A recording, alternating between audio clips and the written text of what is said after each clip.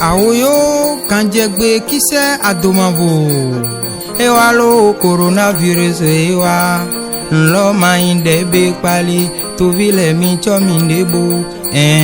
ewa lo coronavirus ewa junomba me mamo pe todo kwegbe kun yiwe ino yi coronavirus wa yiwe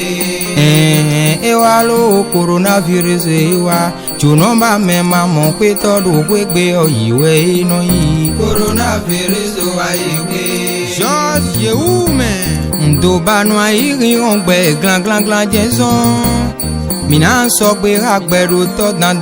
jenson ba son lo wa ngbe to le jrona di ogbe to alo nunu iri ongbe me ndo to jenson nwa lo ulu le supo din lo gbe me jenson nkaka ba son wa vire mi ko gara don si mi sene ko bene to vile mi na gan mi se un pou bene to vile mile se to ganto mi boy mi se pou bene to vile mi na se to mi boy mi se pou bene to se gouvernement to mi boy mi se pou bene to vile mi na se to mi boy mi se pou bene to vile mi na ga to gando sen pataki de gouvernement do sen pataki de e domini kwa lo do gamen ewe bi seze chejo afodon godo mi le klo olobo tion a anti tion nu mi ton le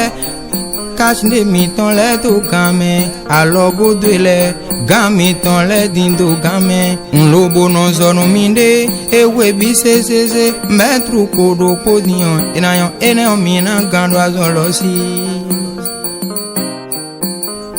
torun sise monte wa vo 600 adogbo mi do mi no isen do bene pon vitorun sise ponte wa vo 600 ahun ku mi do mi no isen do bene mi no isen mi mamo gan lero alo borupo torun sise ponte wa vo 600 adogbo mi no isen do bene mi no isen mi mamo cash de lero onu borupo torun sise ponte wa vo 600 adagbo mi no ise no bene mi le no ise mi mamo ba le rogon su to bodalito torun sise konte wa wasisa adagbo mi no ise no bene do mi no ise mi mama loklo le rogon ta on taburupo torun sise konte wa wasisa adagbo mi no ise no bene ende no pachami onu de no pacha mi le do fi boison me le noa amo covid-19 don ewe do yeso aso me kwele ko bosu sinsin hole ko masrasi sekpete malenu le ton yesu ko faten bivet le do susu boto vile mandwa ija igba Ablo Junior